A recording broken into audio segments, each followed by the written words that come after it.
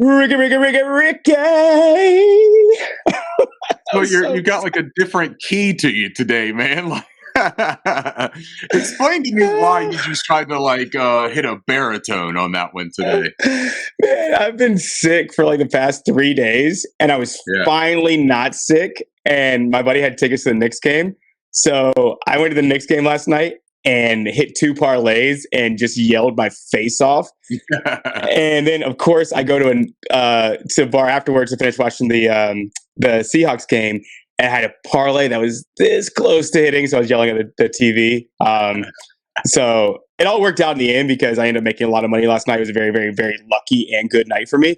But man, if I just so I had a parlay going with the Cowboys. I had CD anytime touchdown. I had Ferguson anytime touchdown. I had Dak over 284 yards, but I had Dallas minus 9.5. Oof. And that ball went right through CD's hands. So I'm just like yelling at CD. I'm just like, what? You gotta catch the ball. And now my voice is like blown out. So perfect time to do a podcast. Yeah, worth it though, right? You got the money. That's all that matters, man. You could buy a new throat. Yeah, right. Yeah. No, man. Oh God, man. And like, so I needed a DiVincenzo 3-pointer and Duran to be under 10.5 last night. And Duran was at 10 and DiVincenzo was at 6, like 6 minutes into the game. And so they both like hit last minute. So like the Knicks had already like clinched the game like 2 minutes before it was over. But like the game ended and Duran was still at 10. I was like, let's go.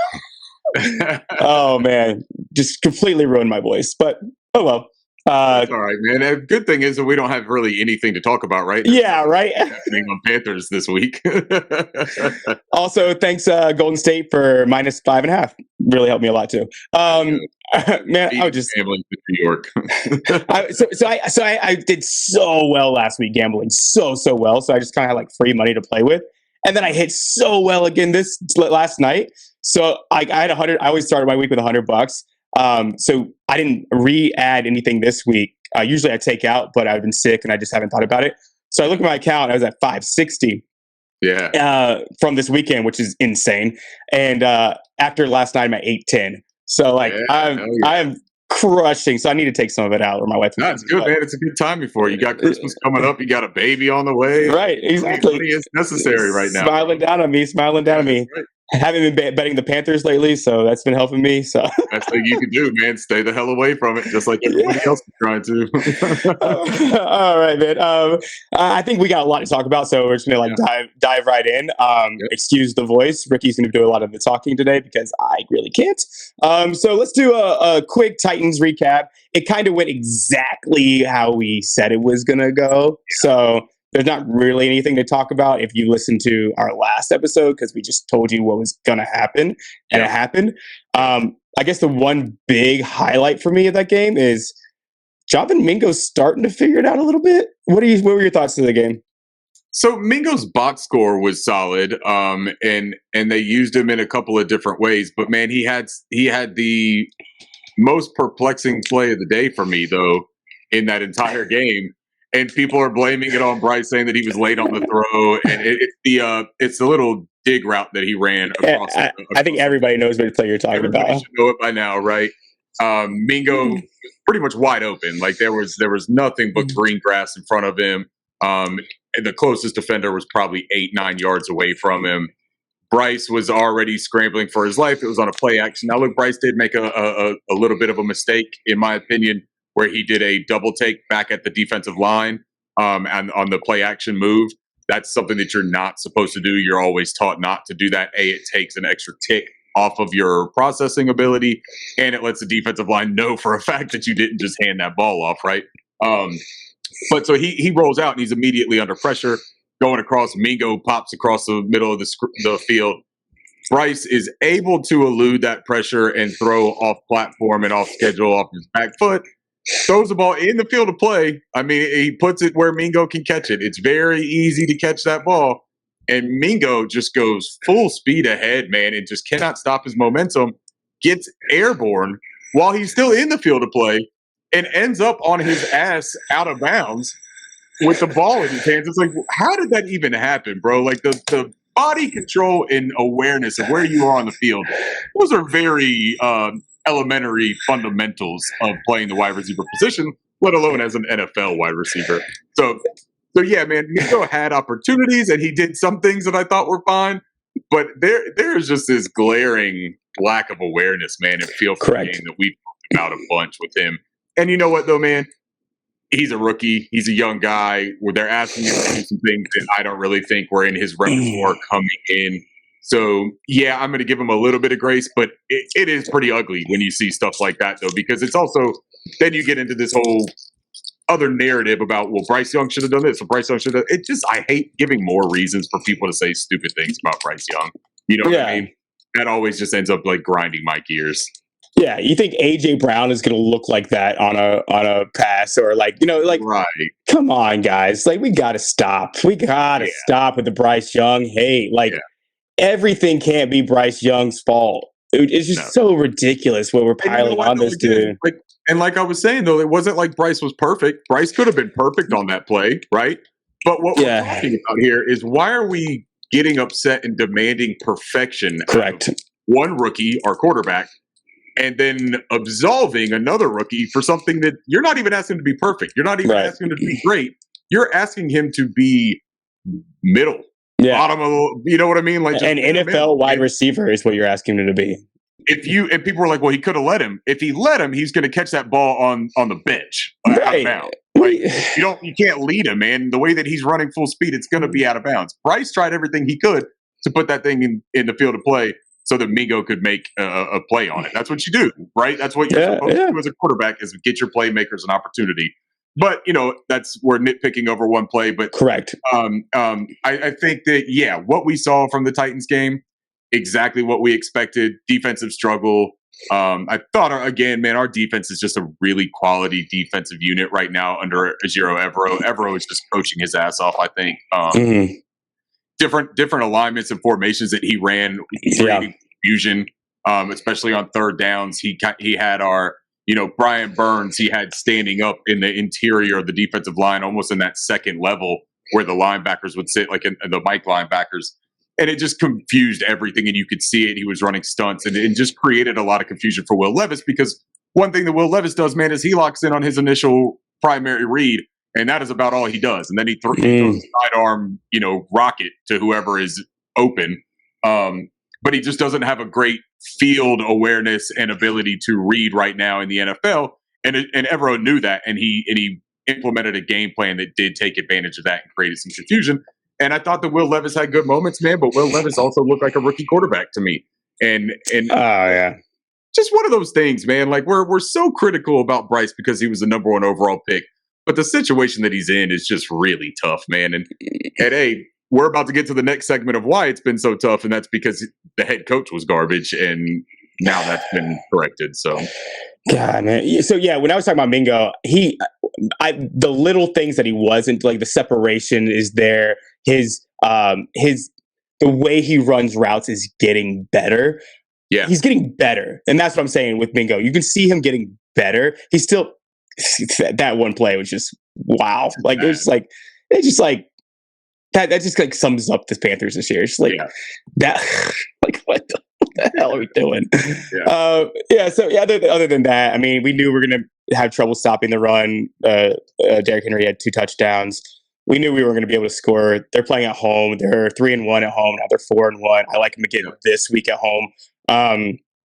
That's just it is what it is. I actually kind of like the Titans going a little bit of a run here because they're trying to get healthy. And Jeffrey Simmons is that dude. Simmons is a beast, man, and we knew that was going to be a problem with the interior of the offensive line, which also the interior of the offensive line got 2 more injuries in this game. I mean, it's the rash of injuries that this offensive line has had to withstand has been brutal, man. And Zavala now is on IR; he's done for the season. Cade Mays injured his knee, and then we pick up a couple of guys on waivers, or we promote Deontay Jackson. Back up, or Deontay Brown. Deontay Brown. We elevate him and sign Gabe Jackson. Sorry, I'm making a combination player like a horse tackle. That's a Zay Wood special that I just tried to do with the names. Man, Deontay Brown's good. I like Devontae Brown, and he's done a really good job losing weight. And yeah, man, he's been really strong with his conditioning, and they bring in Gabe Jackson, and it's an interesting thing because that's a guy that has a body type very similar to Deontay Brown. So maybe they're saying, hey, let's beef up that interior. But again, man, here's what I will point to with like the GM thing that we always talk about in the construction of this roster. If Gabe Jackson is better, if he's an upgrade, right? If he's an improvement on what we had even before these injuries, why did it take until week 13 to sign him? Man, there are just some really puzzling things that happen with this Panthers organization, man. Like, I look at Twitter today, it's like Fitter watching offensive line practice. Like, yeah. Now, yeah. Week 13. Well, and somebody made a joke, and they were like, well, Nicole Tepper must have had the day off, so Fitter had to go in and fill in for him by watching the offensive line to get an idea of what's going on. And we'll talk about the Teppers because there was the press conference. If you haven't heard about that, that was a doozy. Maybe we should just get into that. Let's go ahead and put a cap on this Titans thing. It was a bad game. It sucked. It wasn't fun. It was predictable. We knew exactly what was going to happen. Yeah, and it happened, and that's what sucks is that how predictable we are. Yeah. But hopefully we're not anymore. We'll see what happens. You talked on Panthers on Tap podcast. Shout out to them. Yeah. About the Reich firing and your thoughts on it. So if you've already heard Ricky talk about it, I'm sure he has a couple more things that he's thought about since then. But you probably already heard him talk about this, but he's going to do it again because I can't really talk that much. So Ricky's going to take over most of this part of the pod. So in 7 minutes or less, let's talk about the Reich firing and your overall thoughts on it. Yeah. So look, Frank Reich, by all accounts, and this is something that we have touched on. This is something that I think every publication, every podcast, beat reporters, and fans of the Indianapolis Colts, everybody has talked about. Frank Reich seems like a genuinely really nice guy, right? Yeah. Seems like a caring individual. He's an older dude. I think that my trepidation with him coming in when he was hired was I just don't want a stubborn old coach. That's all I was worried about. We were sold on the idea of collaboration and adaptability. And the more that comes out about the situation, the more that it kind of leans towards that stubbornness and that he's a guy that got fired in the middle of last season, right? Because his team was underperforming dramatically again. And he always gets off to these slow starts, but that just can't be like we'll be okay. Like we always start 0-5 or 0-4. It's just a bad look. And he just didn't seem like he was making any progress with that in Indianapolis, so he got fired. We hire him in the next coaching cycle without him taking any time off, man. And like I spoke about this on Panthers on Tap, and the analogy that I used was it's like a heavyweight boxing match, right? He goes into the ring and he's fighting with the other guy and he gets his ass kicked, right? Like the other guy just whoops him, bloodies him up. He's got swollen eyes. He can't see straight, and he challenged. There's a rematch clause in it for another fight, but he wants to activate that rematch clause immediately while he's still in the ring and fight him again. You got to take a little time off, man. You just got whooped. You got to take a little bit of time to regroup, come up with a new plan of attack, maybe use a fresh set of eyes. Maybe you get a different trainer in, and you approach things differently the next time. That didn't happen, I don't think. And I think that there was this revenge or redemption arc that Frank Reich might have had individually that clouded some of his judgment and some of his decision-making here in Carolina. I think that he was hell-bent on proving he still had it, that he was fired for the wrong reasons. Because again, man, now you're talking about Jim Irsay, the owner over there, who is a very erratic individual. He's had issues with his drug use and all that kind of stuff, carrying around duffel bags of cash, saying that's normal for him. I mean, there's all kinds of things that people wanted to point to and say, Frank, man, he was a scapegoat. He caught a bad deal there. The more that you look at all of the similarities in the situations, it just seems like Frank might be a little bit overwhelmed with the NFL today. And that's okay, man. Take some time off. He said this is probably the end of his NFL career as far as coaching. He's not sure of it. But I don't blame him on that, man. He's a really nice guy. He's got a nice family, dude. So go enjoy the sunset. You know what I mean? Like, there's got to be something you could do, man. Maybe you start like a stocks company or something like that that has copper in it, something to start blood flow. I don't really know, man. But there's got to be another way to do things for him that doesn't include being an NFL coach. So from my standpoint, just from a team perspective, though, for the Panthers, you hear the reviews and the reactions that the players and even some of the other coaches have given in these last couple of days since the media has had access to them.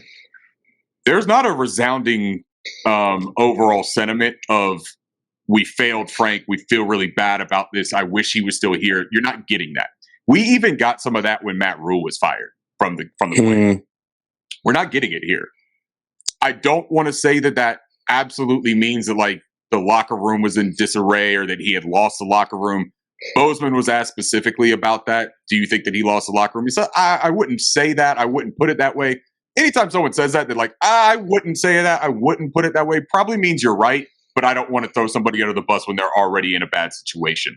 That's how I read that, at least. And then Bozeman also, in particular, had some really interesting comments about how he really stood up for David Tepper. And he was like, David Tepper did what was right for this football team, and he's got our best interest. They're just really telling sentiments, man, about such a well-regarded, high-respected guy.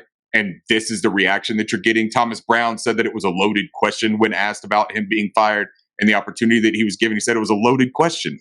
Ejiro Evero, again, said thank you for the opportunity, but then just kind of went on with it. There's not a lot that you are getting from this that Frank Reich really had a grasp on the heartbeat of this football team. And I think that we've been touching on that. The lack of emotion that you see from him, the lack of transparency, just kind of like, ho-hum, I know you can't see it. It's a lot of that coach speak, man, and it really is coming out in these reports that wasn't far off, that we were believing that we were actually pretty accurate with that reporting. So from a team standpoint now, at this point, you got Chris Tabor in there as the interim. Everything that you've heard about it is we want to play loose. We want to have some fun. Go figure. Alex, you've been saying that for a really long time. We want to have some fun. We are playing a football game. We want people to play with confidence. And that is something that I think that you want to see here. We saw it when Wilkes took over from Matt Rule, that an environment change and a change in voice and a change in approach can sometimes be all it takes to ignite a spark and find out that your team isn't like dead. You know what I mean? There's still plenty of life here. You just need somebody that can actually facilitate and get the most out of the players that you have in that locker room right now. So I'm looking forward to the change here. I wish Frank Reich nothing but the best. I also will say that I brought this up on Panthers on Tap, and I think it's important. Frank Reich brought good people with him here. One of the reasons that he was hired was because of his networking and his ability to bring, highly respected and experienced people into the fold as well as new people. And that is a situation now that we're in, and we are really, it's a better situation than what we could be in without Frank Reich having been hired, because we've got Jim Caldwell, who is going to oversee Thomas Brown as the offensive coordinator and play caller going forward. Chris Tabor, I mean, he was a holdover from the years with Rule as a special teams guy, but he's a really good coach. Ejiro Evero staying at defensive coordinator, I think, makes a ton of sense. It keeps some normalcy going in the operations. The football operations stay the same with him calling the plays. We're in a situation, we're going to get a really good look at what this group of players does with this coaching staff now, because we also got rid of Josh McCown and we also got rid of Deuce Staley. Reports about that, Deuce Staley, really energetic guy, but I did see somewhere that there was some butting of heads and it was hard to get along with at times. McCown, look, you got to put the McCown thing almost directly on the development of Bryce Young too, right? These are guys that are positional coaches. Deuce Staley's running back rotation that he was supposed to be in charge of, Raheem Blackshear was inactive again against Tennessee on Sunday. Raheem Blackshear was the leading kick return, yards per average kick returner in the NFL, and he was inactive, and he was one of the only spark plugs out of the backfield that we even have on the roster that had shown life every single opportunity that he was given.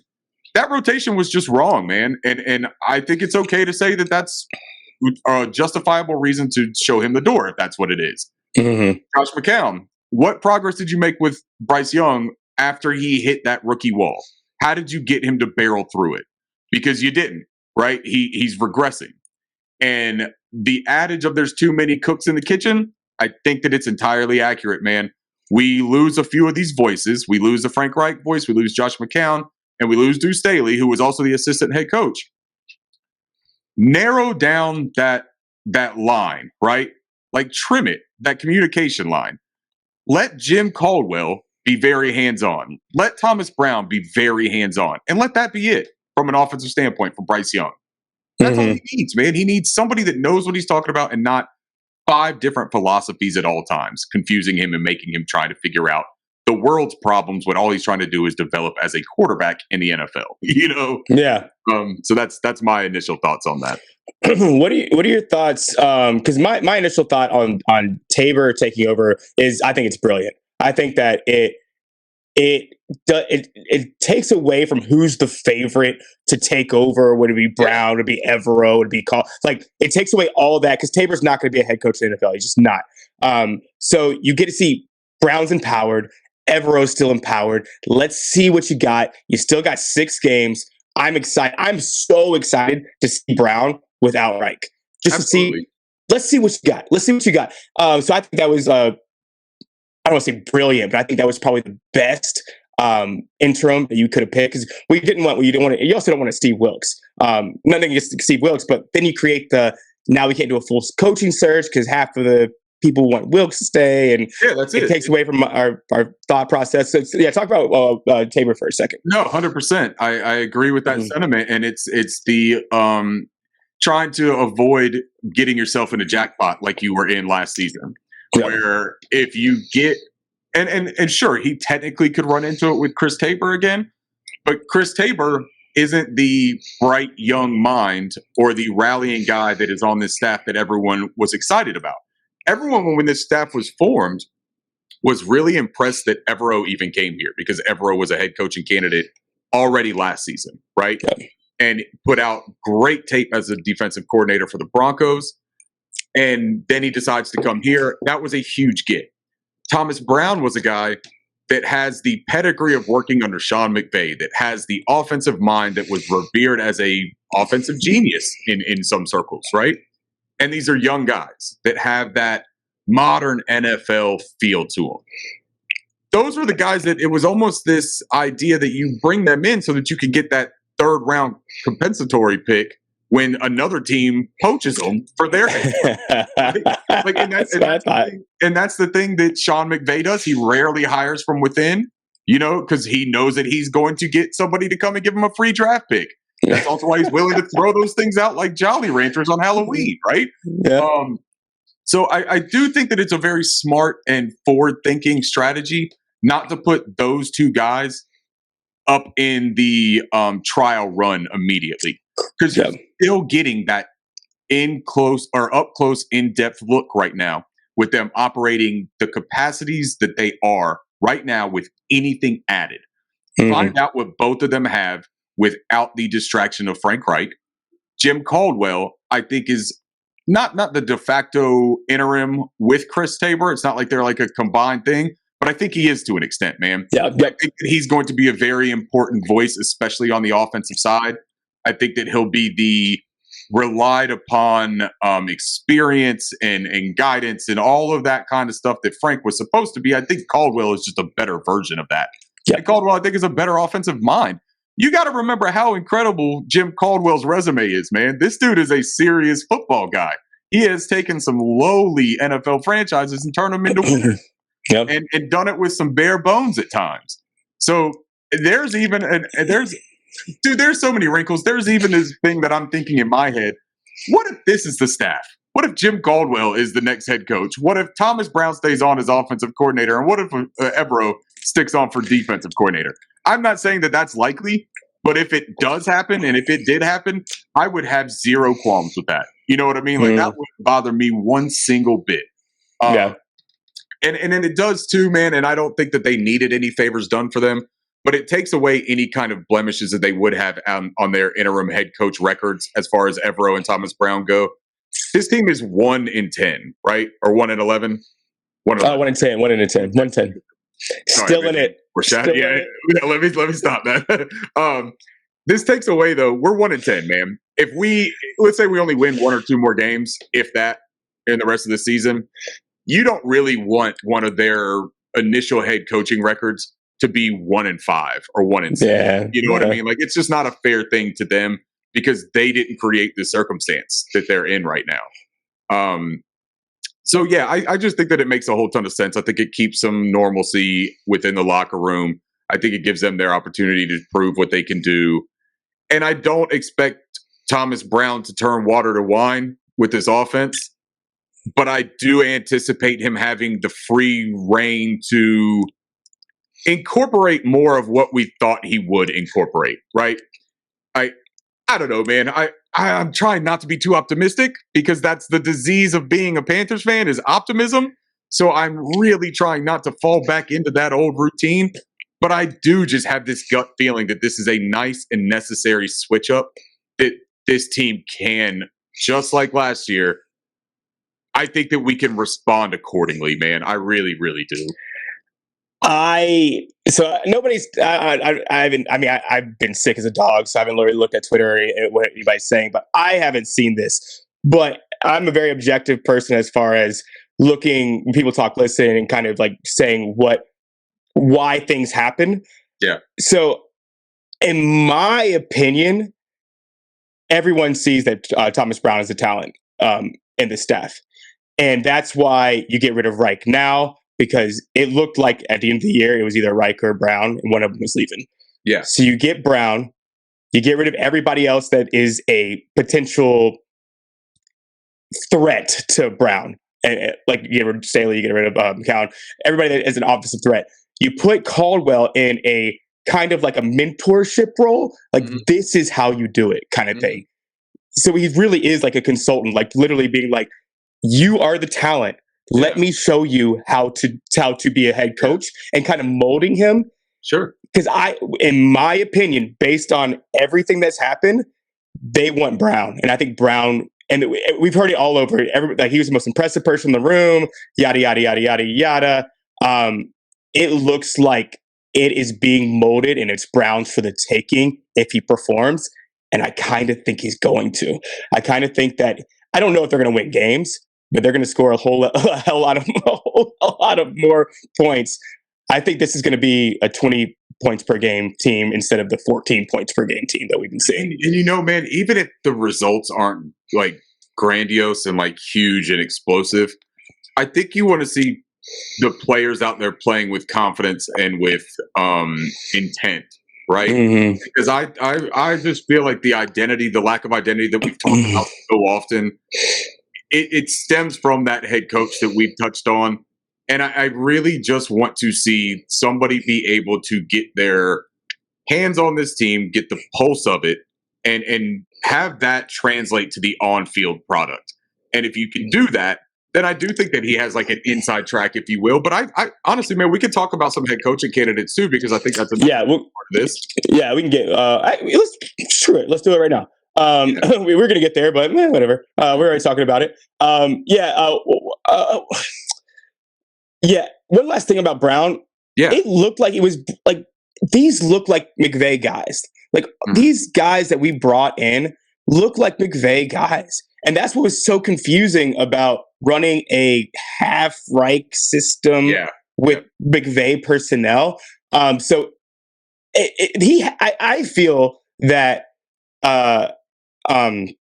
Brown has the guys that he needs to succeed on offense, and we'll see what happens. But yeah, let's go down. So, who are your favorite, let's say, top 3-5 candidates that you think we'd look at bringing in?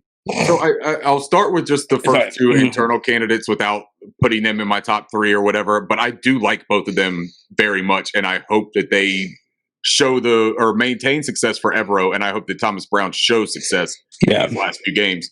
I think that both of them are deserving of interviews at the bare minimum. I do think that Evero has shown enough that he should be a head coach next year at some point or somewhere in the NFL. And I think that there's somebody that's going to give him that opportunity as well, what he's done with this unit.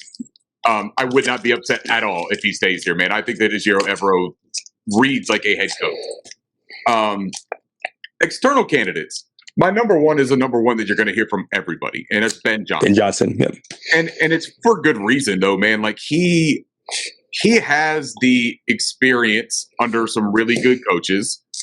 He is learning right now. So one of my big question marks when you take a coordinator or a assistant coach or anything that has not been a head coach in any capacity in any level of football, I worry about the rah-rah commanding a locker room and taking the entire group of players and being able to lead a room of men like that, right? That's always going to be my concern because I've never seen you do it. So I don't know what your style is doing that. What I love about Ben Johnson, he's learning that right now under Dan Campbell. Dan Campbell is the epitome of a leader, in my opinion. That dude will get anybody fired up for any task. He could be running a landscaping company and you would see guys in a full sprint with a push mower cutting yards at a rapid pace just because of the motivation that he can instill into people. So Ben Johnson taking the extra time, and look, Ben didn't shun the Panthers individually last year. That's another narrative that's going on. Ben had the opportunity to interview with a lot of people, and he did interview here. He didn't come to Carolina, but he interviewed remotely. He talked to other teams. He made a decision with his family, with his coaches that he was working with currently, that he wanted to see through what they have going in Detroit. I don't fault him for that, man. Like, I get it. He had something cooking there, and look at what they're doing right now. They're probably going to be a top 3 seed in the NFC for the playoffs, and they're going to be a contender to get into that NFC Championship Super Bowl conversation. And I know you don't like that. I know. But you didn't like it at the beginning of the year, and you thought they were overrated, and they're not. They're a good football team. And Ben Johnson, I think that Ben Johnson, honestly, from the offensive standpoint too, I think that he's even done better than he did last year. I think that he's grown and developed as a play caller. He has a very clear identity. And what his identity is, I love. He wants to run the football. He's not this like, I just want to air it out and beat you by throwing it 60 times a game. He's taking a quarterback with physical limitations in Jared Goff. He's about as stationary as they come as a quarterback. And he's got a little bit of like, not the strongest arm, so he's got arm limitations, if you will. But he's an accurate guy, and when he plays within structure, he can execute an offensive game plan really well. He's a very cerebral player. I love how that could possibly translate with Bryce Young. I absolutely love it. And then you add in the off-platform, out of structure stuff that Bryce excels at. You're not going to see Ben Johnson shy away from leaning into what Bryce Young can do. You are going to see him come up with an absolute tailored game plan to Bryce Young. And that's what you need. That's what a good coach does. So I'm very excited about that. And I love his emphasis on the offensive line and putting the right players in the offensive line. He was very involved in the drafting of Ragnow, their center that they have over there. Penei Sewell, he was a big advocate for. I mean, he just has a knack for knowing what pieces need to go into that puzzle to solve it, right? So I really like him. I still really like Jim Caldwell too. I think that Jim Caldwell should get a shot here or get a look here. The only holdup I have with him is the age and what staff do you build, because I don't know that Thomas Brown will stay on as an offensive coordinator if he gets another opportunity. So I'm just not sure how that works.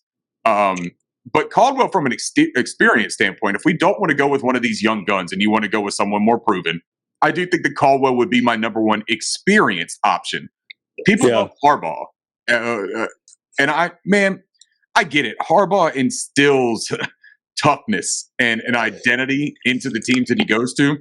But my concern with Harbaugh is a very similar concern I had with Frank, and that's the stubbornness and the offensive scheme that he will be able to implement, and how creative and adaptive can he be with whatever offensive coordinator he brings in to make it a modern NFL offense, as opposed to the last offense that he ran in San Francisco and the offense that he runs in Michigan.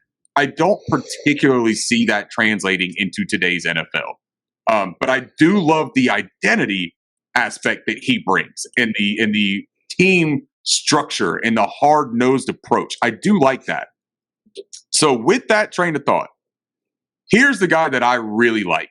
Mike McDonald, defensive coordinator for the Baltimore Ravens.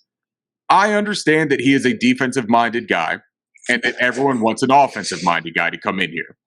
Frank Reich was an offensive-minded coach, and we brought in a bunch of other offensive-minded gurus. We just got rid of 3 at a time because we had too much of that going on and no identity.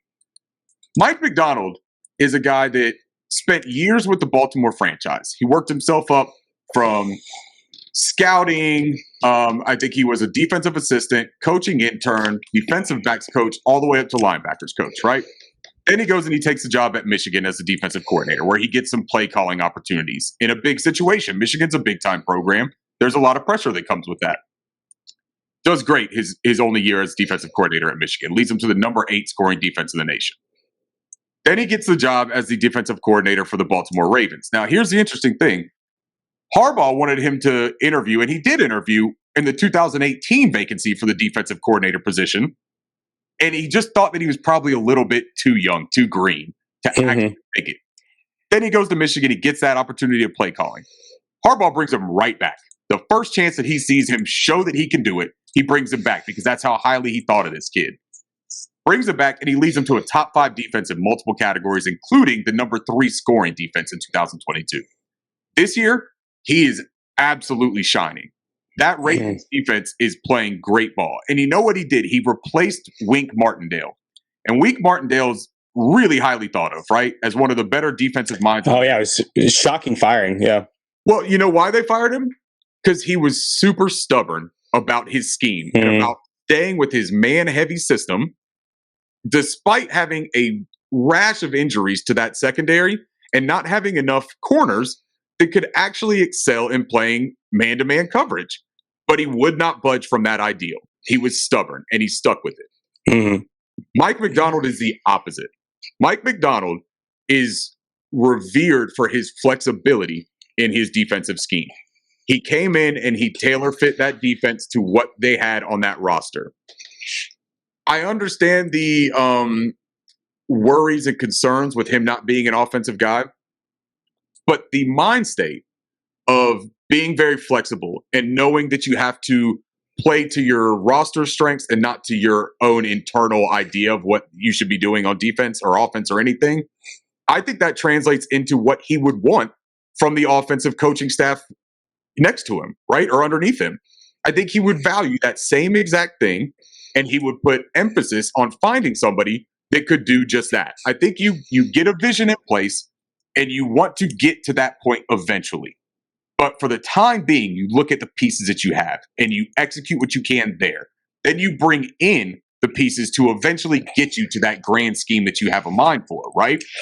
The other thing that I really like, Leslie Frazier worked with Mike Macdonald in Baltimore, and Mike was charged with suggesting pressures for the team to use on third downs. That was one of his job descriptions, right?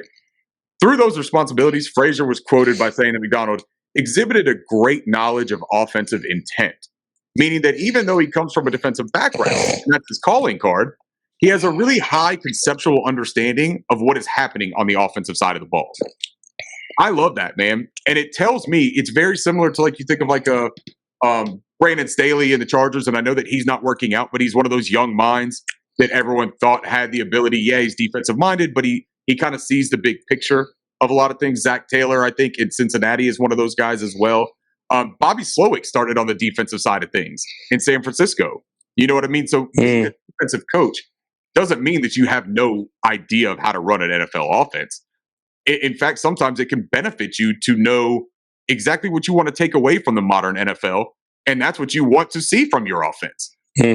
I like Mike Macdonald a lot. I think that he has a lot to bring to the table. His team speaks really highly of him. And I just see him being a really high demand coach. If it's not this coaching cycle, it's going to be next one. And I'm not going to dismiss him just because of the fact that he's a defensive coach. Yeah. Wow. Yeah. Yeah. I think if we get a defensive coach, it'll be Evero. Just because. Yeah. I mean, and I'm not mad at that. Yeah. Yeah. I think the only way we go external is if it's an offensive guy. Excuse me. Jim Caldwell. I think he said he didn't want to coach anymore. Like, he doesn't want to be a head coach ever again. But he said the only way he would take a job is if it was as a head coach. He said that's what he said. Yeah, gotcha. Tepper threw a giant bag of cash at him. Yeah. But I mean, he literally said that the only job he would take in the NFL was as a head coach. Yeah, I mean, I've always liked. I've always liked him.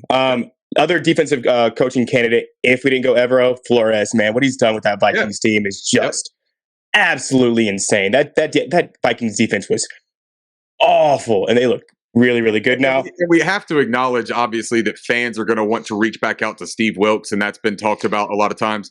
I just think you can't do that. There's a lot of groveling that would have to happen on the side, and I don't see that happening. I also don't know that Steve Wilkes would be interested in working for the guy that passed him over like that, and I wouldn't blame him for not having interest. So I wouldn't get your hopes up on that. If you are a Steve Wilkes truther, and for good reason he was the right choice, I think. But I wouldn't get your hopes up on the fact that there's going to be some like reunion and he's going to come back and protect the bank again. Yeah, it's too soon. Same with like a guy like Bieniemy. Like we've already said no to him, so it's like, and he looks like a backup plan now. Like it's like weird. Yeah. Matt Nagy, nobody's talking about. I kind of like him as a hire.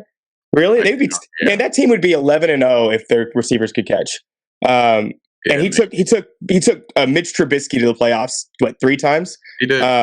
So I don't like. Honestly, I am fairly. When I say fairly confident, I mean like 51% that this is Thomas Brown's job to lose. Wow. In my opinion, everything just like is. Everything is just the way everything. Like, why do you fire Reich midseason? Like, well, because he was 1-10, and then you hear the reports. But then you hear the reports too that the front office, and this is something from the David Tepper press conference. Maybe this is a nice segue right into that. But yes, you hear that you're way better at this than I am. You hear that the front office approach. Kyle Bailey of WFNZ reported this, that he was told from a team source that front office had approached Frank Reich about possibly incorporating more RPO looks and concepts into the offense to benefit Bryce Young.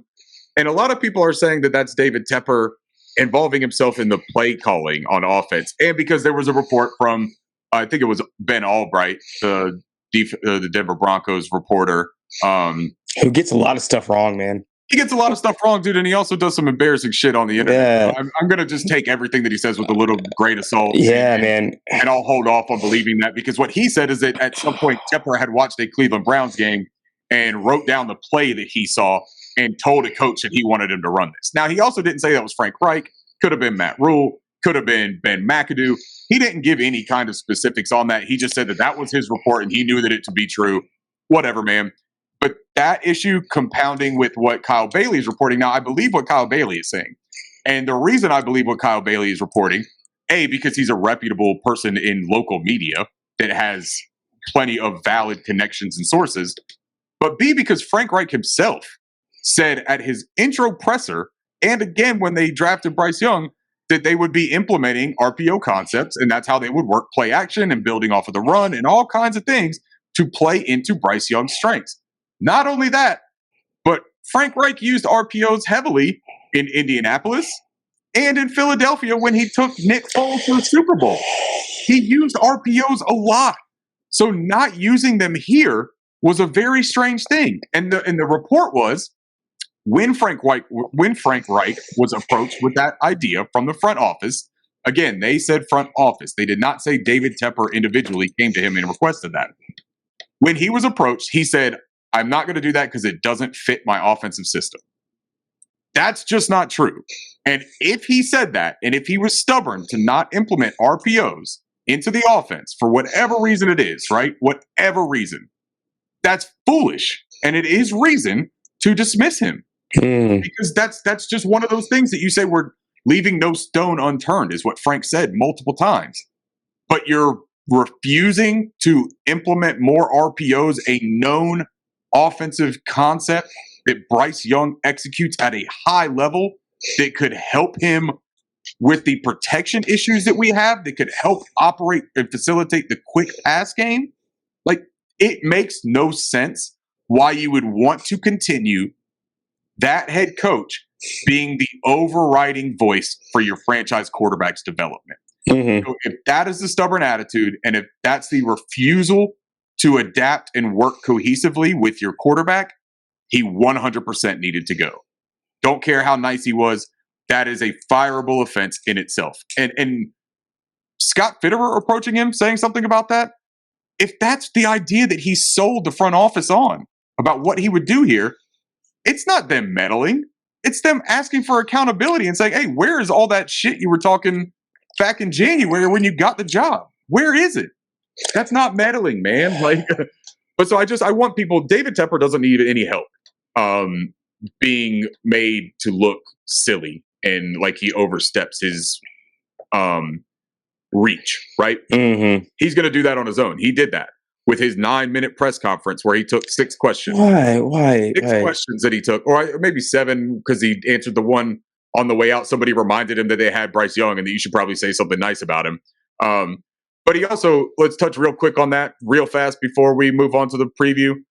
When they have the Charlotte Business Journal inside that press conference to talk about the future trajectory of the Carolina Panthers football team and Bryce Young after firing your head coach midway through the season for the 2nd year in a row, and you give Charlotte Business Journal a question over Scott Fowler, because we know of the issues that he has with Scott Fowler. Fowler published a really good column the night before talking about Tepper should fire himself, which is essentially just saying you should remove yourself from the football duties. He wasn't saying sell the team. We know that they've had an issue in pressers before. From reporting about beat reporters, Fowler was sitting in the front row right next to Vashti Hertz of Carolina Blitz and had his hand up the entire time and got overlooked by the PR guy that was handling everything. Vashti also did not get an opportunity to ask a question. Sheena Quick did not get an opportunity to ask a question. These are beat reporters that are in the building multiple days a week, that are in tune with the game, in tune with the team. And you give Charlotte Business Journal one of the 6 questions. It's calculated, it's cowardly, and it really just shows that Tepper is aware of his responsibilities and his shortcomings here, but he doesn't want to talk about them. And most of his press conference was him saying that he would not get into particulars, which is a hilarious thing to say when you are holding a press conference to get into particulars. I mean, it is just a wild thing, man. The highlight of Charlotte sports fans should be that he brought Messi here and that he brought Garth Brooks here and that he can seamlessly transform from the artificial turf into a concert floor in no time. And he's seamlessly done it. And he's really helped the economy of Charlotte, this struggling economy of Charlotte, North Carolina, the finance capital of the United States, right? Like, he's really done a lot for us, man. Before he was here, I never heard music in the city. I'm born and raised. Never heard a single concert here. Soccer, we didn't even know what that was. There was no soccer fields in existence. So I'm very happy that he did all of that for the struggling city of Charlotte, North Carolina. But I would love it if next time during a football press conference, he actually spoke about football and what he has been involved in up to this point. Why can't everybody just be Bryce Young? Like, yeah. I need to do better. I'm sorry, guys. I need to do better. I'm going to try. That's on me. Right. Yeah, I'm going to work my butt off. I'm going to do everything I can. I messed up. I did the wrong thing. I'm trying to fix it. Like, just be that guy. We'll take that. Like, being a narcissist and just telling us all the good things that you've done. Like, we're not stupid. Like, what? Like, just be Bryce Young, man. I'm so glad we have Bryce Young. I'm just glad it's on me. It's Mike Tomlin that we were talking about last week. Yep. I gotta be better. We gotta be better. And we're gonna be better. And we owe that to the city of Charlotte. We owe it to our fan base. If you just do that, you don't have to say anything else. Right. You don't have to talk about CJ Stroud. You don't have to talk about the football, the soccer team. You don't have to talk about anything. Right. We gotta be better. That's all I need. That's all I need to know. And I'll throw one last quick name out too, because I pivoted real fast off the coaches because we started talking about Tepper, and we do need to get to the preview real quick. But Frank Smith, the offensive coordinator for the Miami Dolphins, is a name that has been mentioned a lot of times. Wouldn't hate it at all. And when I was on Panthers on Tap the other night, there was also another guest, JJ Hardy, the creator and owner of Panthers Culture. Super awesome dude, man. He's got a lot of really great insight and perspective on the Panthers. Been a Panthers fan for a long time. Been a football fan for a long time. Just a really smart, insightful dude. And he said that Frank Smith was his dark horse candidate that he liked a whole lot. So I want to give a little bit of credit there for him bringing that up. And Bryson, one of the hosts of Panthers on Tap, also was a proponent of Frank Smith, and that's where the question came from. So I do want to mention his name because I think that'll be a name that we hear a lot in the next. Yeah, that I want to make sure I acknowledge. Give me anybody under that Shanahan tree. Anybody. Yeah, no doubt. All right, cool. And then a lot of people are going to say Brian Johnson. I'm not as sold on Brian Johnson, but I wanted Brian Johnson to be offensive coordinator. Yeah. And what I've seen with that offense is that they've had some difficulties with that. It hasn't looked as well flowing or as nicely put together, as tightly run as it was under Steichen. So I think I would hold off on the one-year promotion for him. Yeah. I still think that he's a very bright offensive mind, and I would take him in a second as an offensive coordinator because I think he can develop in that role. But I wouldn't necessarily elevate him to head coach after this year. Yeah, I agree with you. I just know that's a name that's been floating out there, so I want to bring him up. Yep. All right, let's get into the game preview. I'm going to give you the injury report real fast. Yep. We're actually fairly healthy. We got Von Bell out, we got Hayden Hurst out, and we got Tremble doubtful. But everybody else is looking pretty good for everybody that's not on IR is looking pretty good for Sunday. Guys that we might be the healthiest team on the field for once this year. Levante David did not practice. We don't have their practice support yet. Jamel Dean, I doubt plays. He took he looked bad coming off the field last week. So that's a defensive back that hopefully we can exploit. He did not practice. And then you got Mike Green, defensive tackle, did not practice. And then Devin White, limited practice, did not practice. So, and Godwin's been dealing with a neck injury. There's a chance that he doesn't go. So we might be the healthiest team on the field, which is going to be a first for us this year. So that we're already starting off good. And let's just talk about let's go offense, defense, like we always do. What are you looking for on the offensive side of the ball against their defense? So on their defense, I think that their strength is going to be in their rush defense, right? Mm-hmm. They're ninth in the league, according to StatMuse, in rush yards allowed. Points allowed, they're 11th overall. They've got a pretty stout front. Linebackers you just talked about with the injuries, though, that's a significant part for their run defense. Mm-hmm. So that will be interesting. On offense for us, I look for more motion, and I look for more advantage creating with Thomas Brown, right? I saw a really interesting stat. The Panthers have, and this was from Sharp Analysis, I believe, the Panthers have 21 passing plays of 20 or more yards. That's 31st in the league, right? Yeah. They're really bad, and we know that. As Panthers fans, we know that. But here's the interesting, and we do this, I think, every week where we talk about these contrasting stats, right? Because that's where you win and lose games, I think, is when you decide, are you going to play to your strengths? Or are you going to attack defenses or weaknesses on the other side? It's a really interesting chess match for me. Buccaneers have allowed 45 passing plays of 20 or more yards, 29th in the league. So they are allowing a ton of explosive pass plays, and we are not generating hardly any explosive pass plays. We know that their run defense is better. We also know that our run offense is better. So do we try to do our strength against their strength, or do we try to attack their weakness?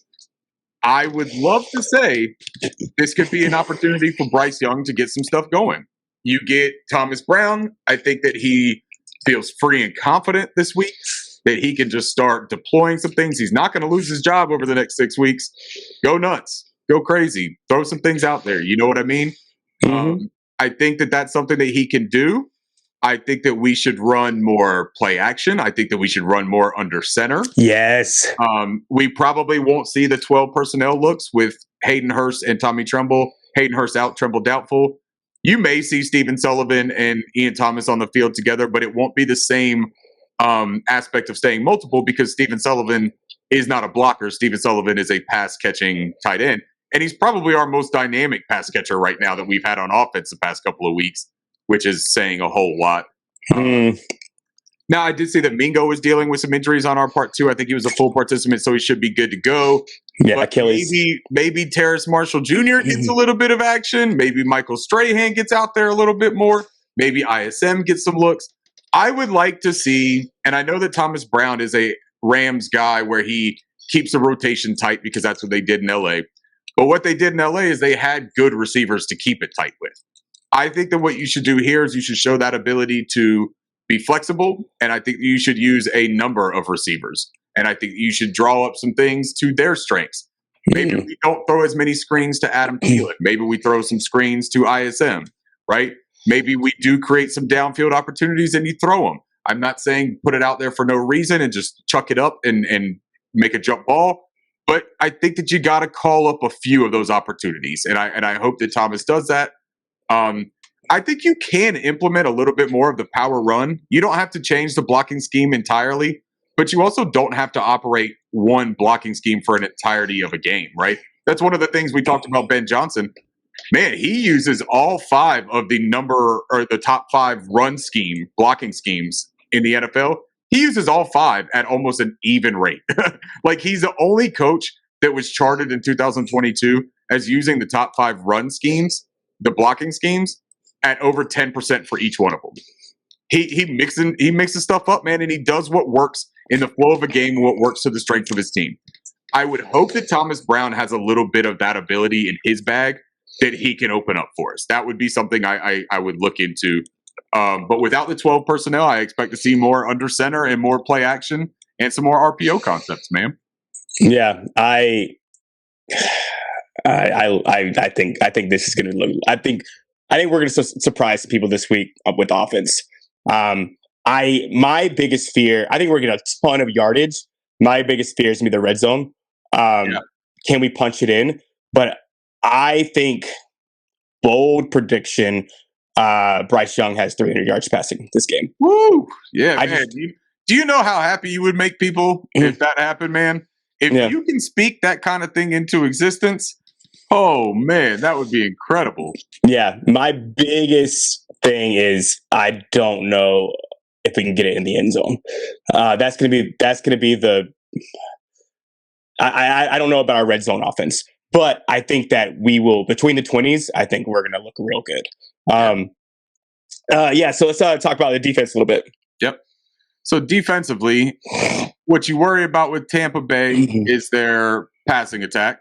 And it's not really that their passing attack is so good. It's that their rushing attack has been really bad so far. Now, Rachaad White kind of turned something around, though, the past couple of weeks. I thought that he's looked better, and I think that they put more of an onus on it. And we know that the Panthers struggle against the run. So I wouldn't be surprised for them to take the same approach that we saw the Vikings take, that we've seen the Seattle Seahawks take. We've seen multiple teams identify our weakness and attack it. But from their standpoint on offense, they are 31st in the league in rushing, and they're 32nd in yards per carry at 3.3. I mean, it's pretty abysmal. They don't run the ball that well. They're 20th overall in pass yards. They're 15th in sacks allowed. So middle of the road, they allow pressure. They don't give up a ton of sacks. They're 23rd in points scored. So it's not like they're an explosive offense. They have pieces to be an explosive offense. And their offensive coordinator, Dave Canales, the first-year guy, I think that he's done a pretty good job of scheming up to Baker's strengths, right? Yes. They went from a team that was bottom of the barrel, 32nd ranked in offense in terms of play action. And they've implemented play action on, I think it was 27% is what I saw. They have play action on 27%. Use shifts and motions on 48% of offensive snaps. They run an RPO 28% of the time. How about that? Yeah. They operate out of 11 personnel, 70%, 12 personnel, 25%. So where we have another contrasting stat, because that's my jam, right? Yeah. 80.9% of the Tampa Bay touchdowns have come via passing. That's tied for third in the NFL. The Panthers have a really good secondary and pass defense. Well, not really good secondary. Let me not say that. A really good scheme developed by Evero to compensate for the injuries that we have in the secondary. And they have limited the effectiveness of opponents' air games, right? Our defense is third in pass yards. That's crazy, man. Third in pass yards allowed. Now we're 28th in points allowed. That sucks. Yeah, I'm giving them the ball. Like, yeah, that's it. Man. Situational football, right? Context to it. But where the contrast is to that Tampa Bay stat of 17 of the 21 of their touchdowns coming via passing, 58.1% of the touchdowns against Carolina have come via the run, the highest rate in the league. So does Tampa try to throw the football despite knowing that they can run the football against us? Is it a Baker Mayfield wants his revenge? We're going to try to put Baker in position. And there shouldn't be a ton of revenge. Like, it's not like we did anything wrong. Oh, yeah. Also, we let him out of his contract. We let him go, like, play for the Rams. We released him. So, hey, sorry. We had a little bit of technical difficulty, but we're back for the last little 5 minutes of the show. Do you remember what you were talking about, Ricky, with our defense? Yeah, I think we were just talking about the contrast of the Buccaneers throwing 80% or 81% of their touchdowns have come from throwing the ball. We allow almost 60% of what the touchdowns are on the ground. So there's that contrast. So we're going to have to see what they shake out and try to do. And they have Mike Evans, the Panther killer. Yeah. So I actually see, I'm going to take the over in this game. I actually am going to bet this game because I have a little bit of extra funds to bet. I like the over in this game. I think we should go right into bets because I know you got to go. Yeah. Not bets, but predictions. I think I want to take the optimistic view because I think we're going to move the ball and it's going to come down to our red zone offense. Okay. But if we convert in the red zone, I think we need 2. And if we get 2, I think we get 2 touchdowns, 3 field goals. I like us to score 23 points to their 21 points. I got us winning 23-21. 23-21. So I will go 24-20 Tampa Bay. We're in the same range. Yeah. I think that it's going to be a close game. I think that the Panthers put 2 touchdowns up. I have a hard time picking the Panthers right now until I see enough that makes me feel good about it. I will gladly accept being wrong on it if the Panthers pull out a W, but I don't want to hype myself up too much. So I'll say 24-20 Tampa Bay. Yeah, I think it's exactly what's happened to us almost every time. We have a drive at the end of the game, and this time we're down 21-20. We kick a field goal, we win the game. Well, and for what it's worth, interim head coaches do have a pretty good record in their first game when they take over that position. So if there ever is a game for Carolina to kind of surprise people and come out and win, this could be it. Yeah, and you heard the way DJ Chark talked about Thomas Brown. They really like him. They love him. Yep. So I think they're going to rally around him. I think they loved Caldwell, and I think Tabor's like, whatever. He's just the babysitter. Tabor's a fun guy, man. I think he's got him out there playing good football and having fun. Yeah, he's like grandpa. He's like, he's like, we like you. Like you just kind of like you're babysitting us. Fun Uncle Chris, Right. Yeah, exactly. But I think Thomas Brown gets game ball too. Yeah, 23-21 is mine, and we'll see what happens. Baker's playing really good ball. That offensive coordinator Canales is having them playing really, really well. Yep. It's got to be a big Derek Brown game because I think you can get him up the middle. Get Baker out of the pocket. When he goes out of the pocket, that's when he's inaccurate. That's when he makes mistakes. Yep. So I think Derek Brown will have a huge him and Louvu will be big. You're right. You got to move Baker off of his spot. Get him uncomfortable and make him make some mistakes and let him start forcing some things. And I think that Evero can confuse him enough with his coverages as well. So it'll be an interesting game, man. I'm hoping that when we do this next week, we're talking about a win. Yep. Yeah. Me too. Okay, cool. Go pick up your kid, I think, right? Yeah, it's pickup time, man. That's the reason we got to cut this a little bit short, but hopefully everybody enjoys the beginning part of it. You know what I mean? I know that we kind of like hodgepodge the end and got it out really fast, but hey, man, that happens sometimes. I think that's the most important part. People want to know more about the Reich stuff than the game preview, but we'll see what happens. All right, we'll end it like we do every time with a keep pounding. Keep pounding.